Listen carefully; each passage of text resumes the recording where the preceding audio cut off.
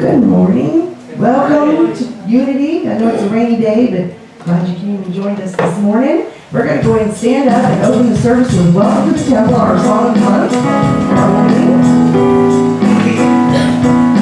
Feel so desired to move. Feel free to move. It's okay. I'm going to do it just like wake up. Pardon me, I'm getting over a cold, so just stay with me.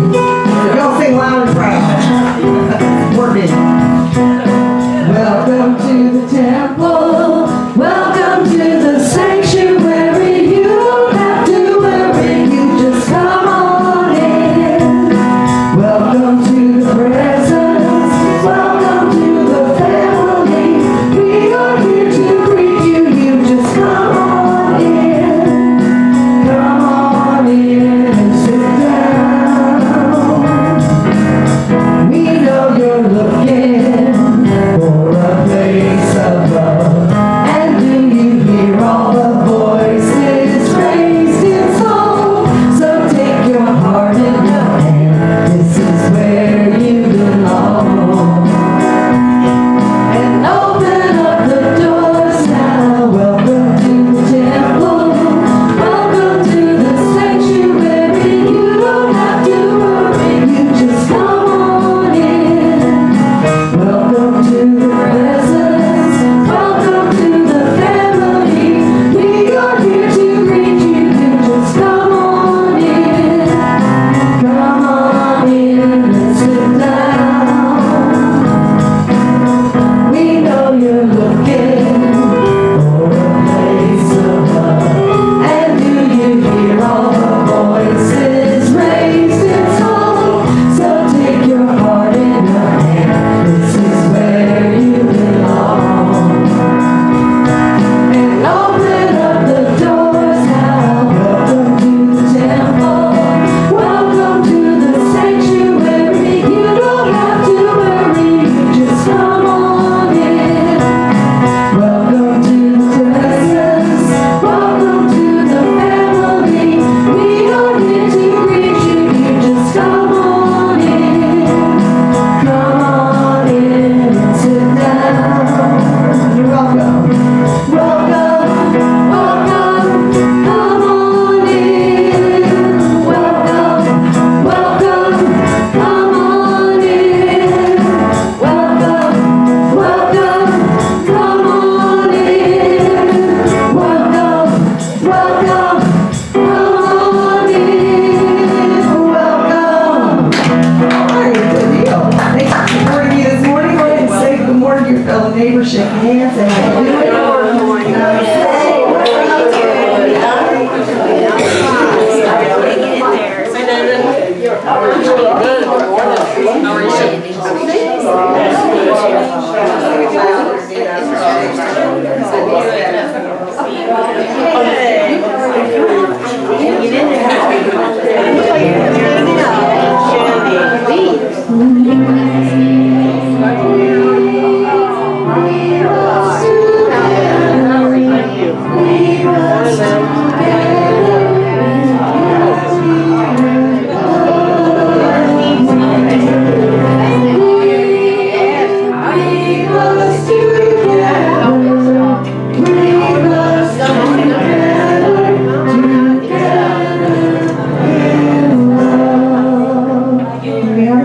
Thank you. And welcome to Unity Church on the mountain this morning.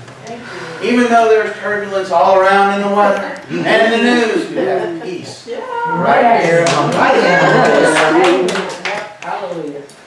Let's begin our service with our opening statement. There is only one presence and one power in my life and the universe, God. God. Sorry, I'm sorry. We have changed the opening statement, so we're all getting used to it. We just want to emphasize that there is only one God. Can we do it again? Only one presence. Would you like to do it again? Yes. Here it starts. There is only one presence and one power in my life and the universe, God. Thank you so much. Thanks for redeeming me. And now I'd like to bring your attention to the candle that we have lit on the altar. This is our Christ candle. And it's there throughout the service to remind us of the Christ within us. It is truly the good news that Christ is within each of us. And now let's affirm our vision and mission statement. Centered in God, we inspire spiritual transformation, creating a world of love, peace, and prosperity. We are an inclusive spiritual community, inspiring, awakening, and serving in love.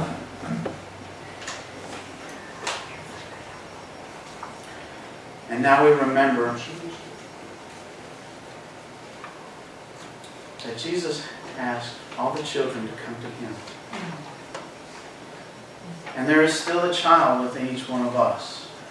No matter our age, no matter our maturity, that child is still there.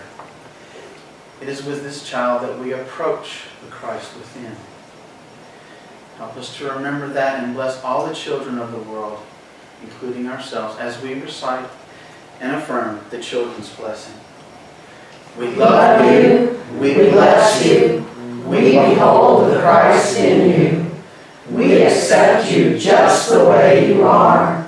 Walk in beauty, you are divine.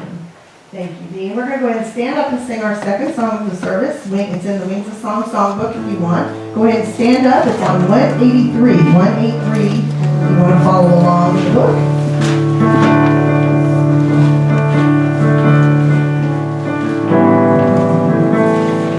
Everybody ready? I am the radiant life of God. I am, I am, I am. I am the radiant life of God. I am, I am, I am. The health of God, the strength of God, vitality, energy, beam of God. I am the radiant life of God. I am, I am, I am. What's it? You ready for second verse? I am the wonderful love of God. I am, I am, I am. I am the wonderful love of God. I am, I am, I am. The peace of God, the joy of God, serenity, harmony, rhythm of God. I am the wonderful love of God. I am, I am, I am. Verse 3. I am the wisdom and power of God. I am, I am, I am. I am the wisdom and power of God. I am, I am, I am. The light of God, success of God, prosperity, happiness, light of God. I am the wisdom and power of God. I am, I am, I am. Oh, y'all did beautiful. Have a seat, please. Moving on to the next part of service. With the usher, please bring the prayer box forward.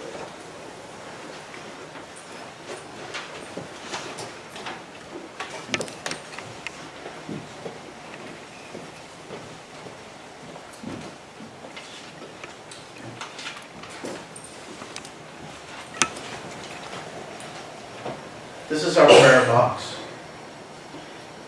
We keep it in the back of the church so everyone can have access to it at all times.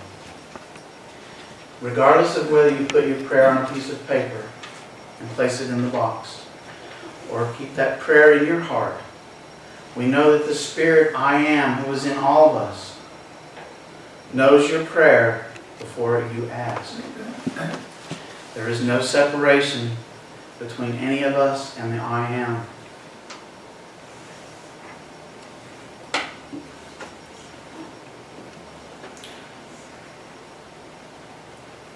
In the silence of our heart, we hear, we experience divine wisdom. That still small voice guides us. That still small voice is an expression of the love we have for one another and for all. Amen.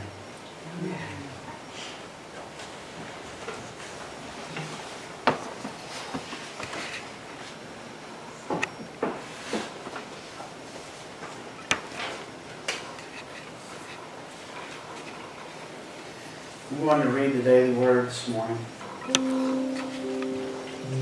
The daily word is healing.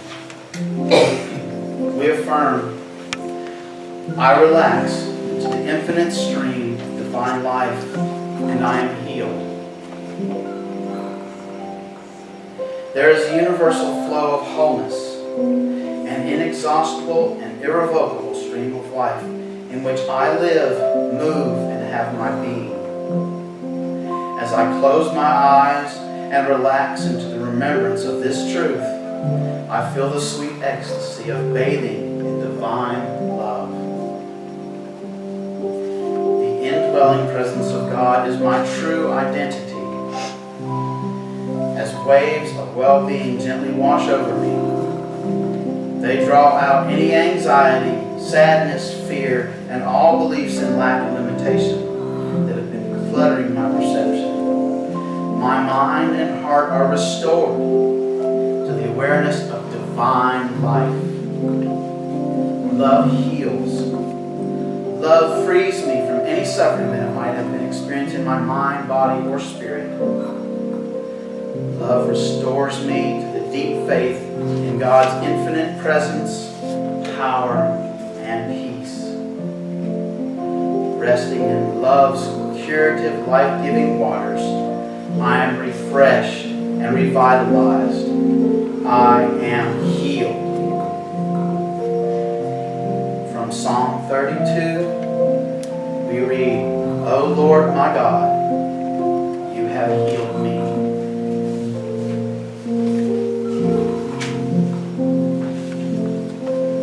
And now,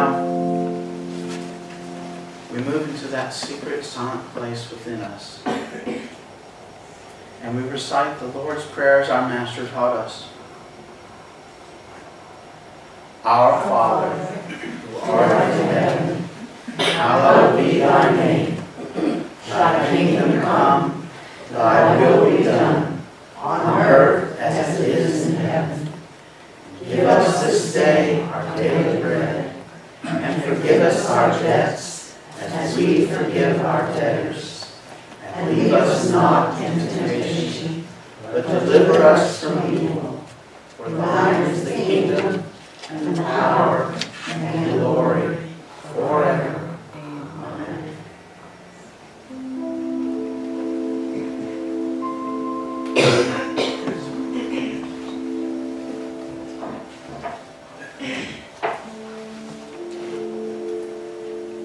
Let us move another step into our meditative state this morning. If you choose, you may take a deep breath, inhale that inspiration from the Spirit, feel yourself grounded on the floor, your feet on the floor, you are safe. Feel yourself on the seat, that bench that is supporting you for the next few minutes. You don't have to think about anything. Relax, inhale, and release everything into the universe.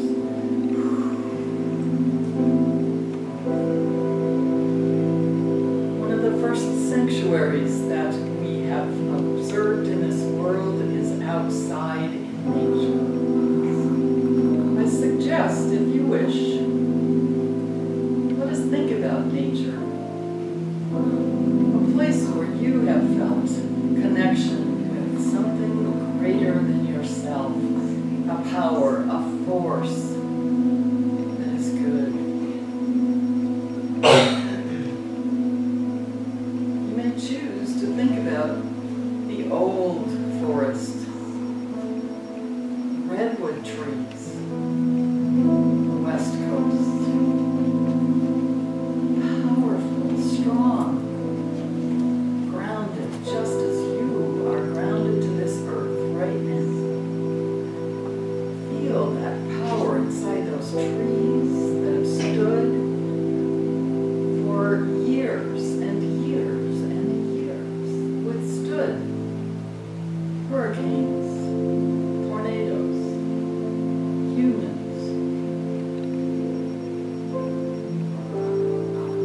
about those trees just reaching up and up and up, some of the tallest trees on earth. And yourself, just unconsciously, you start reaching up with your spirit, reach up, up, up. Your spirit rising, looking through the top of your head to see the energy, the light.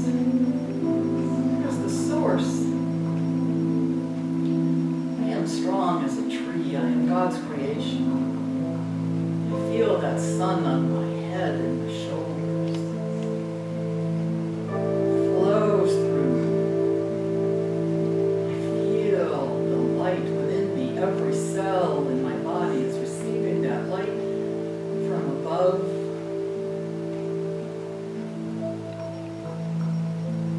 And I am grateful. I feel gratitude. I breathe in that fresh air from way up in the treetops. And I exhale through my toes into the ground and release. And energy is released so others may share.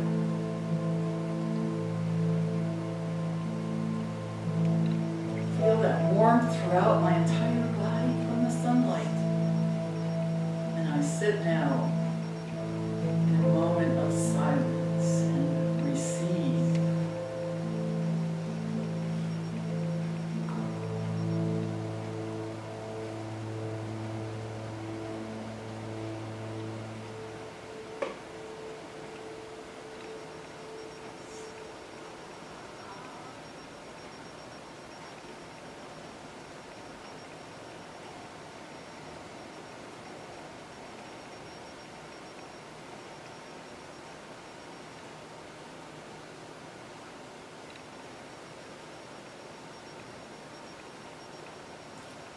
As you feel ready, express your gratitude to the universe. Feel your awareness coming back to this room. Send out your light from your heart into the world, which needs your healing powers that you have received. And as you are ready, open your eyes again. Take another deep breath. Come back and join the rest of us.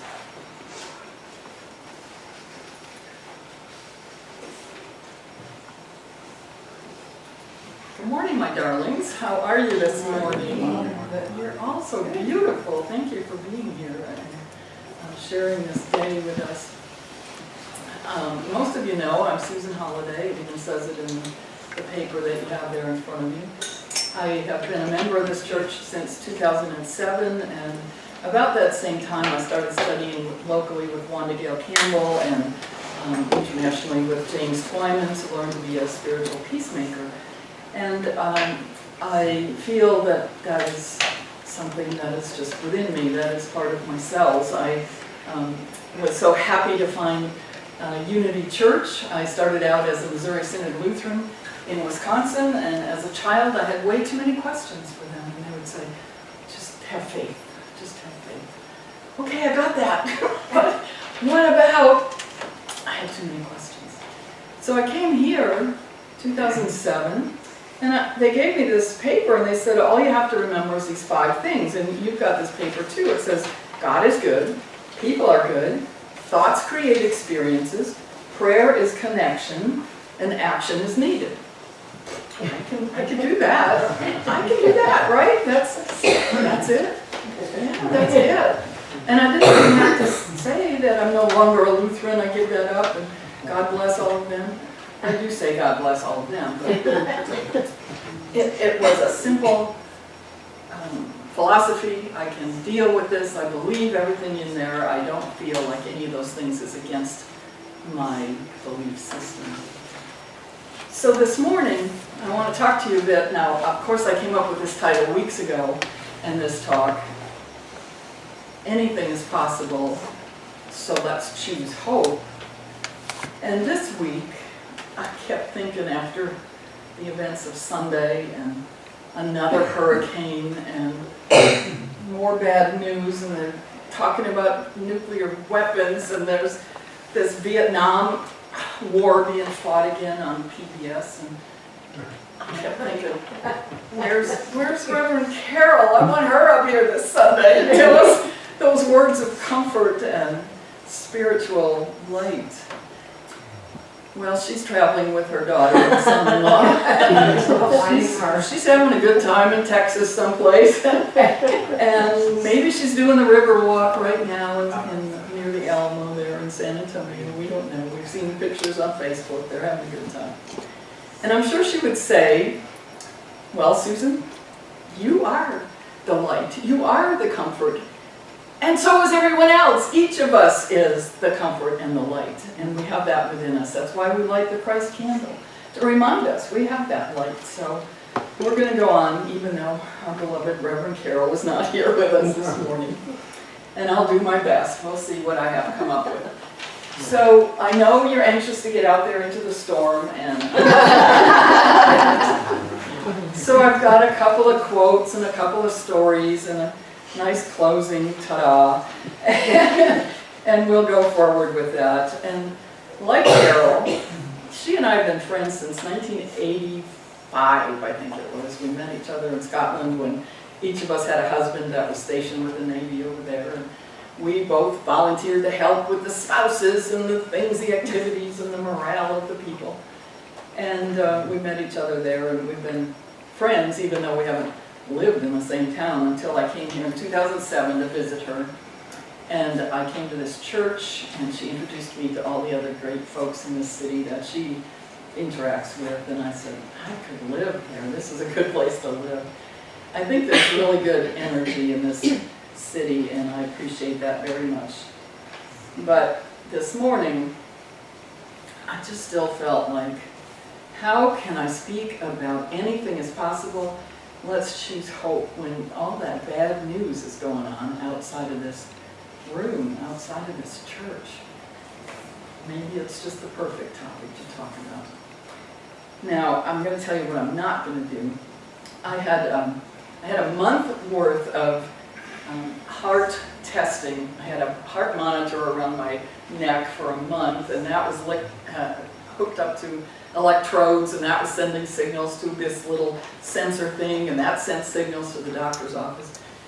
And I had a stress test where I had to run on the treadmill, and I had pictures taken. That was a half hour of little tiny tick, tick, tick, tick, tick, tick, pictures of my heart from every angle, and I had an echocardiogram and an EKG for a month. You know, I'm thinking, what, is it okay, is it okay, is it okay? And I'm stressing out about this. There wasn't any indication really of heart problems. It was a kind of a baseline they wanted to get, because I did have a couple of issues that could be related to a heart.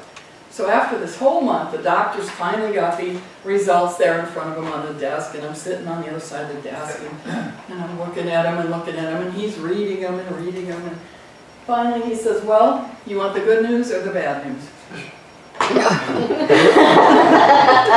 Yes. Yes, okay, so what's the good news? Well, the good news is your heart is normal, everything's just fine. Everything's really normal. Well, what could be bad then? He said, well, I don't get to see you for 6 months. Oh. That was cute. But then he says, wait a minute here. With the stress test, your blood pressure went up when you're under stress. Yes, well, whose wouldn't? What? Yeah. And he said, well, don't do that. What have you got to be stressed about? He said, there's nothing to stress about. I said, okay. I didn't want to get into it with him. There's plenty of things to stress about, but he was telling me that I'm blessed, I should have gratitude for my life, I am fine, I am healthy, I am strong, and especially good for my age. And so I just left and said, bless you, my son, and may I see you in 6 months. I'm not going to do that. I'm not going to say don't stress about things. We do stress about things. We do look at the bad things. If God says all things are possible, then all things are possible. My beloved daughter, Michelle, came to town to help me decorate my new apartment. And she gave me this little plaque. Is this upright? Yeah. And it says anything is possible. Well, when I look at that, I think, yeah, all those good things are possible, let me get those. But in our belief system, don't we believe that even bad things are possible? That bad things happen to good people, that dark things, there is a darkness in this world, there is evil in this world, and we have to put up with that. But that doesn't have to be 100% of our experience. We get to choose, and that's what I want to stress this morning. Not give you stress, but I want to stress that we have a choice. So I want to tell you a couple stories about those types of choices. And one of them was back in the 90s, the end of the 90s, when I was working in DC as a transition assistance workshop facilitator. And some of you have heard this story already, I apologize, but it's always good. And so one day I was called to the middle of DC to a hotel and a conference room. And there were about 250, 300 people in this conference room, and they worked across the street in an office. And they were called across the street to come to this conference room. And they sort of thought that there was going to be refreshments, we were going to get promotions or awards or something good. And the manager of this 200, 300 people got up in front of them and said, the management in Minnesota has decided to close our office, and this is your last day at work, and you will be escorted back to your cubicle, get your personal things, we have boxes for you, and you will be escorted out of the building to make sure you don't take anything that belongs to the company with you. And he said, and Susan, sitting over there, will tell you about the benefits that her company is offering to help you with. And he left the building. He had ensured that we only had paper cups, we only had plastic forks and utensils. There was nothing that could have been turned into a weapon. He had the helicopter circling above us. He had SWAT team around the corner. He had police around the perimeter of this area. He really thought they would riot. And so he ran out the door. I had some really bad thoughts about him. And then I thought, what am I going to do with these people? So imagine, they were starting to grumble, they were starting to throw things, paper cups were crunched, papers were crunched, what the blankety blank blank. And so I said, okay, you got some really hard news right now. You got a shock. You weren't expecting that, I know. My company, I have been in front of groups like this where there's thousands of people getting that same message, and they have all survived. They have all gotten through somehow. They have found something else. They've moved on to another phase of their lives. And I know it's hard to do right now, but you feel like you don't have control over anything, but you do have one choice. That one choice is, how are you going to react right now? You still have your dignity. You still have your self-respect. You still have the choice to react in a way that is helpful and compassionate to those around you and to yourself. And secondly, think about, how are you going to take this news home? How are you going to tell the people at home about this? This is the last day at work. Now, you did hear, maybe not, you did hear, he said, you have 4 weeks of pay, full pay for the next 4 weeks, all the benefits. You are not allowed to come back to work. So that means this company's paying you for a month to do your job search, your next career search, your school search, whatever you're going to look for. This company's paying for it, so doggone it, take advantage of them and go use that time for your own benefit. And the best way, all these thousands of people that I've talked to before, the best way that anybody moved on to something else was through their network, through somebody else who wants to help them.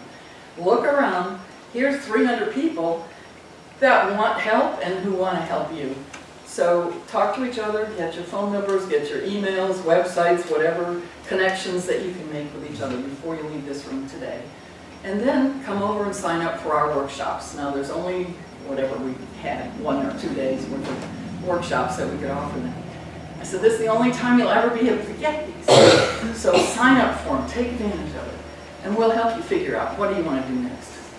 bless his heart, there was a guy down front just like Dean here, and he said, you know, y'all, bless you. It's okay, honey. He said, y'all, I had this happen to me before, and her company helped me to get this job. And so I can vouch for them. They know what they're doing. They can help you, so please take advantage of them. And I said, and now there's a woman over here from the Minnesota headquarters that's got all the news about what benefits you have coming to you.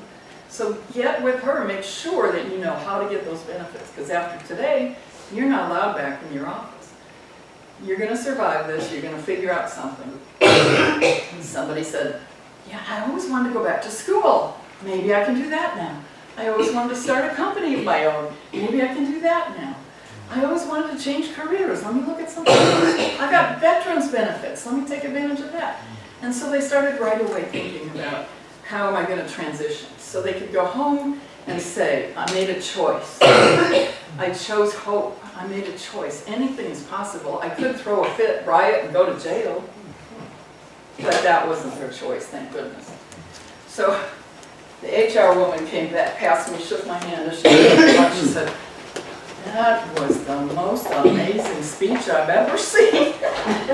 I said, it wasn't me. It wasn't me. It came through me. It came through me, thank goodness. So I'm hoping that the rest of this speech is going to come through also. I came across this little poem, little tiny poem that Emily Dickinson wrote. And have you heard this one? Hope is a thing with feathers. What a funny thing to say. Hope is a thing with feathers that perches in the soul and sings the tune without the words and never stops at all. And sweetest in the gale is heard. We have a gale outside. And sore must be the storm that could have bashed the little bird that kept so many warm. I've heard it in the chillest land and on the strangest sea, yet never in extremity it asked a crumb of me. It's just the cutest little thing, and I thought, this is hope. Hope is a thing with feathers. It's delicate. We can choose it. We can keep it. We can nurture it. So even though we're feeling despair, the Bible tells us in Matthew 19:26, with man alone, with our own personality, with our intellect and our innovations, we cannot enter the kingdom of God by ourselves. But with God, all things are possible. Everything is possible. So my second story is about my transformational move a few months ago, and some of you know about my move and some of you don't. I've been pretty depressed, I would say, for quite some time.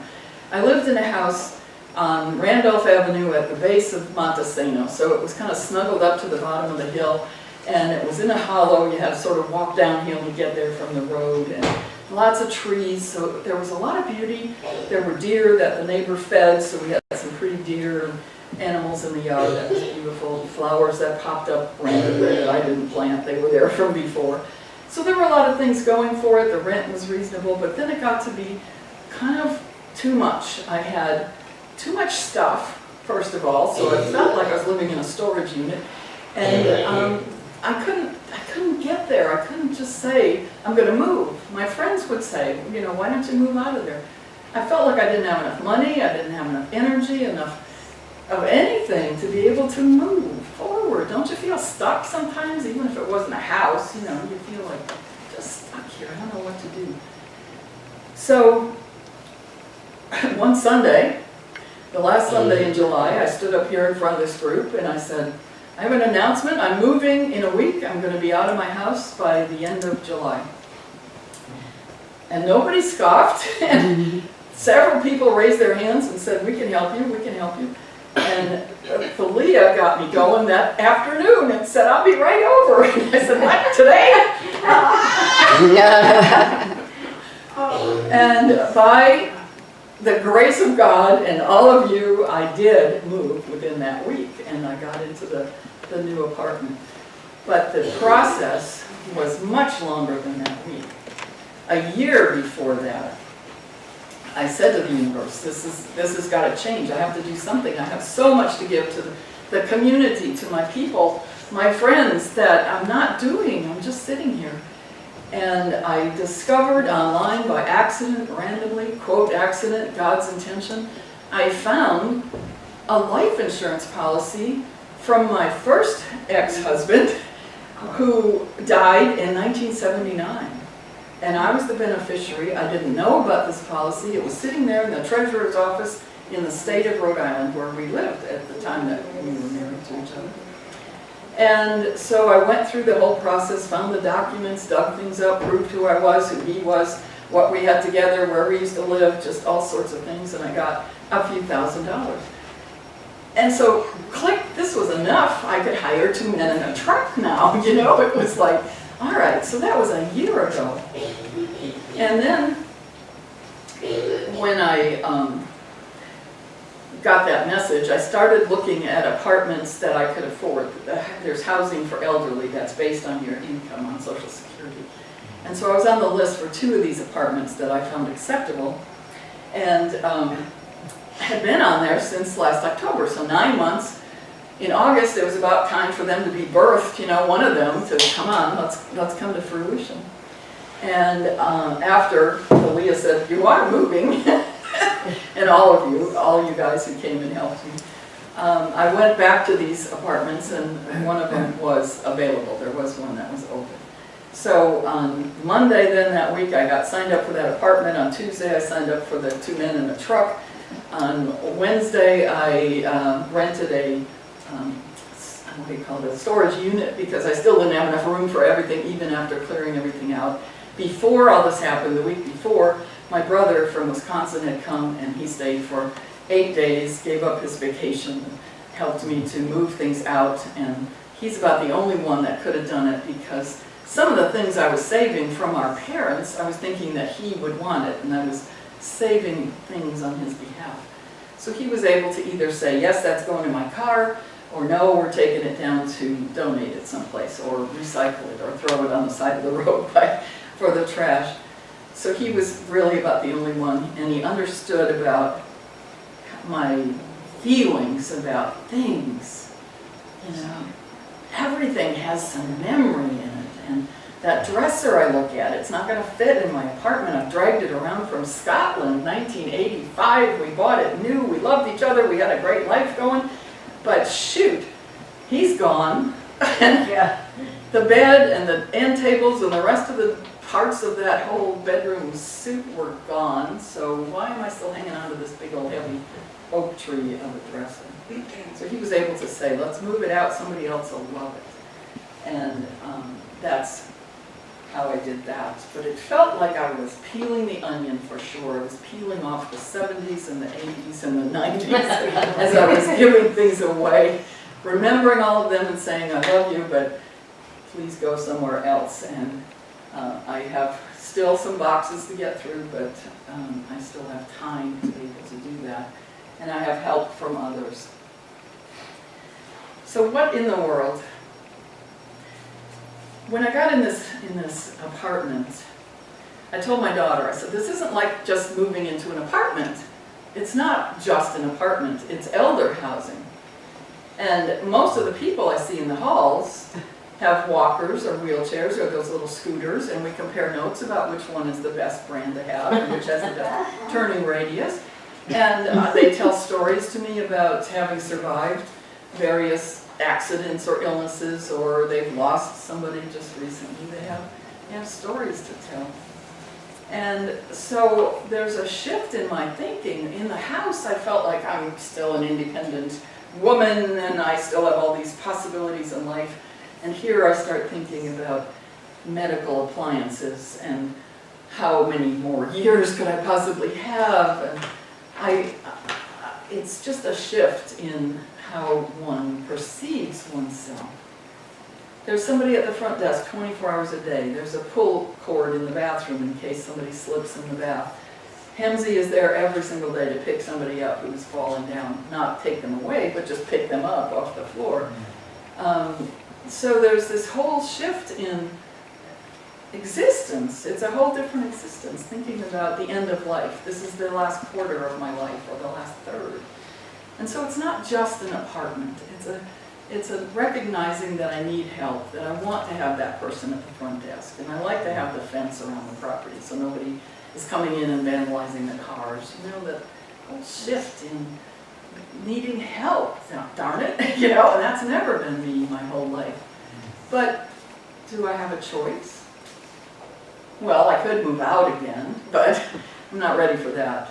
I do have a choice to be optimistic, to be hopeful. I do have a choice to think about it as my beautiful apartment.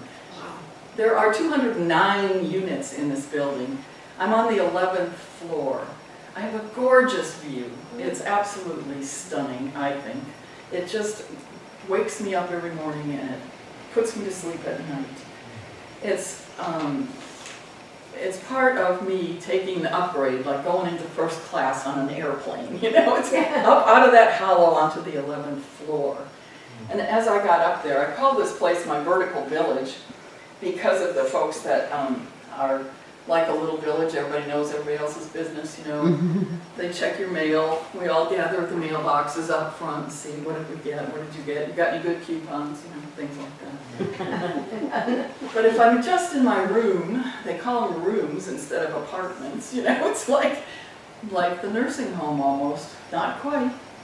It's my choice. I can think about it how I want. So I found this quote, thinking about my view of the landscape up front, the age of thrivability. My friends were telling me that I wasn't thriving in that house, in that place I was mentally, emotionally. I wasn't thriving, I was existing. And so bless them, they helped me get out of there. And God did too, put all those pieces into place so I could possibly move. These are vital perspectives and practices for a better world. And some of you will recognize the author's name is Michelle Holliday. And so at the end of the book, she says, to move into an age of thrivability, which I recommend for all of us, all of the world, that's my aside, we need to look up to see the landscape stretching out ahead of us, the horizon beckoning from the distance. We need to see ourselves more fully as active stewards of life's unfolding process and as part of a larger living world. So instead of just existing, I need to see myself as active steward of life's unfolding process. There's so much life in everything. We are connected to all of life.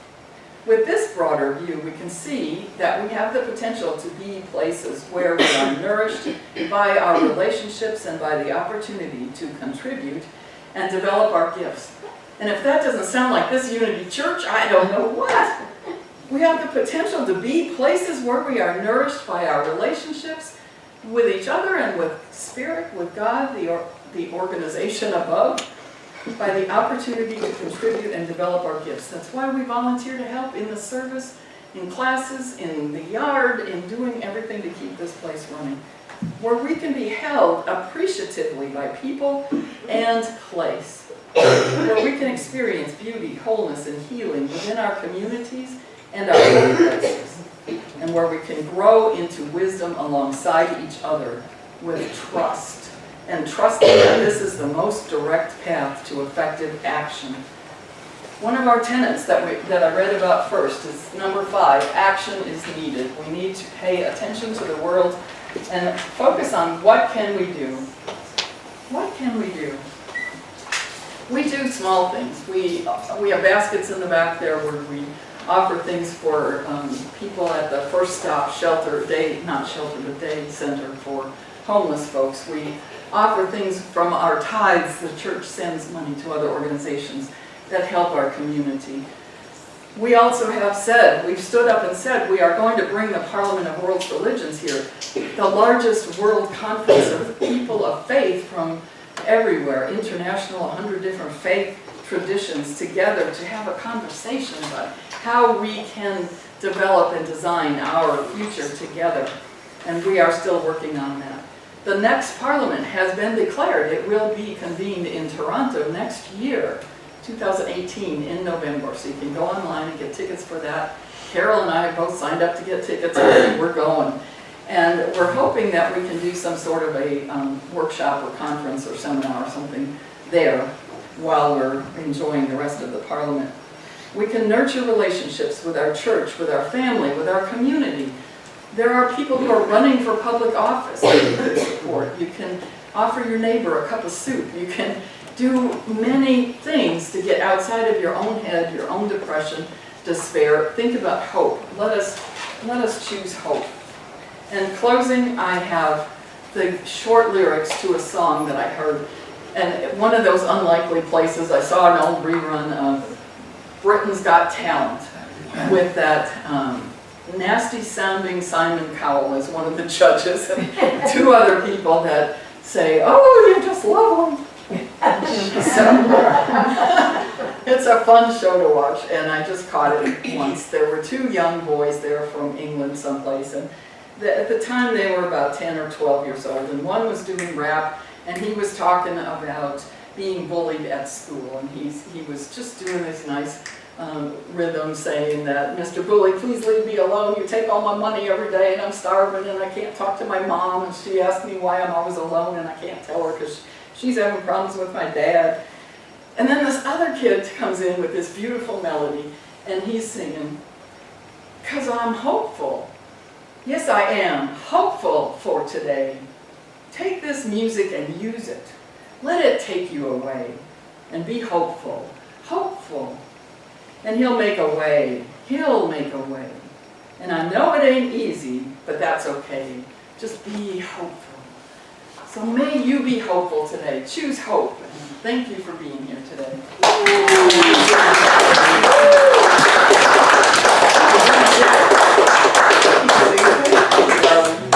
Sorry for the interruption there. We're going to go ahead and stand up and sing our next song, God You Are. It's the name of the song, you know, going on stage. The rest will be up here and I'll guide you through. Ready? God you are, every mountain, God you are, every ocean, God you are, every canyon, every inch of